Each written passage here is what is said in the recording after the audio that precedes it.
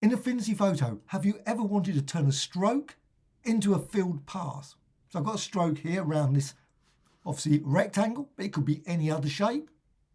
What you need is Designer, Affinity Designer. So go to File and down to Edit in Designer.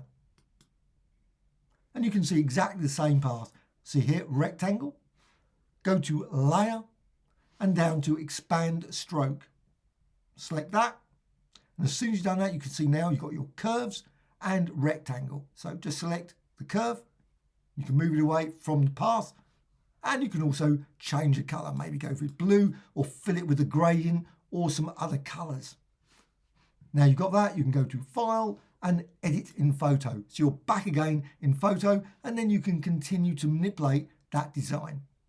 You can also do the same with text. So let's just go with text. Let's just remove those. And I'm just going to create artistic text tool. The word text. It could be anything, of course.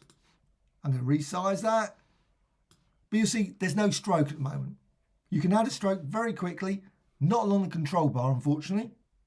But if you go over here and select the rectangle or any of the other shape tools, you can go up here on the control bar and you can see a stroke. So I'm just going to set that to red so you can see it, and also set the size. Let's make it about 30 or about 20.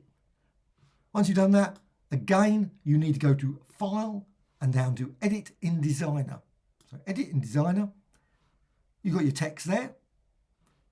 And at this point, you need to convert it to curves. So click Convert to Curves. There it is. Click that.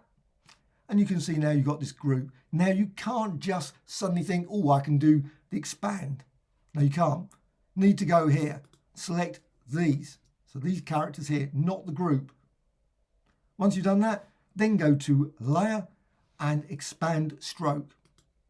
And now you've got your stroke expanded to a path. So now what you can do, simply select that. Let's just select one of them and just shift that. Let's just use the move tool, would be helpful. And you can see then you can just select that one and move that and move that. And of course, I'm still in Designer, but what you can do, File, Edit in Photo. And now you're back in Affinity Photo. And of course, then you can manipulate it, maybe apply effects, as well as add gradients and much, much more. Hope you found this tutorial of interest. Any questions, please let me know in the comments below. Thank you much.